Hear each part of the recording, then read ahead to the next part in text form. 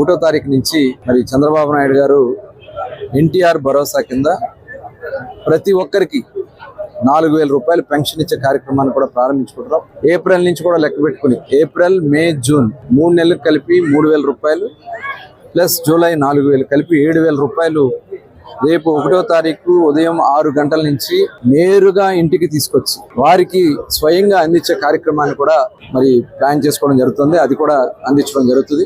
అర్హులైనటువంటి అందరికీ ఇవ్వాలనే లక్ష్యంతో ఈ కార్యక్రమం చేస్తున్నాం. ఇందులో ఎక్కడా కూడా గతంలో చాలా బోగస్లు ఉన్నాయి, ఇక్కడ కూడా మా దృష్టికి వచ్చినాయి.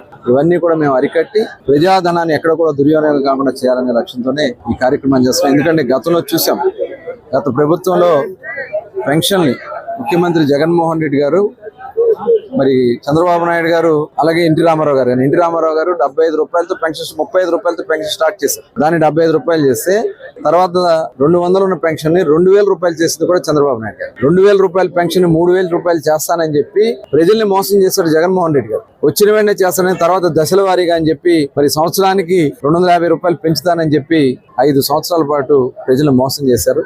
దాదాపు 30,000 రూపాయలు వాళ్ళు ప్రతి ఒక్క పెన్షన్దారుడు 30,000 రూపాయలు వాళ్ళు జగన్మోహన్ రెడ్డి వల్ల నష్టపోయారు. ఇవాళ ఈ ప్రభుత్వం వచ్చిన వెంటనే చంద్రబాబు నాయుడు గారు ఇచ్చినటువంటి హామీ ప్రకారం 4,000 రూపాయలు ఇవాళ మేము పెన్షన్ ఇవ్వడం అనేది ఇవాళ ఇది ఒక, ఎందుకంటే అవ్వాతాతలు ఎవరైతే వృద్ధులు ఉన్నారో, వితంతులు ఉన్నారో, వికలాంగులు ఉన్నారో 100% ఉన్నటువంటి వికలాంగులకు కూడా ఇవాళ 15,000 రూపాయలు. ఇవన్నీ కూడా మేము చేసుకుని ముందుకెళ్ళబోతున్నాం. మరి ప్రజలకి న్యాయం చేయాలి, ఈ రాష్ట్రంలో స్వచ్ఛమైన పరిపాలన అందించాలనే లక్ష్యంగా పనిచేస్తున్నాం. మరి ప్రజా దర్బారులో ప్రతి వారం ఇది నడుస్తుంది.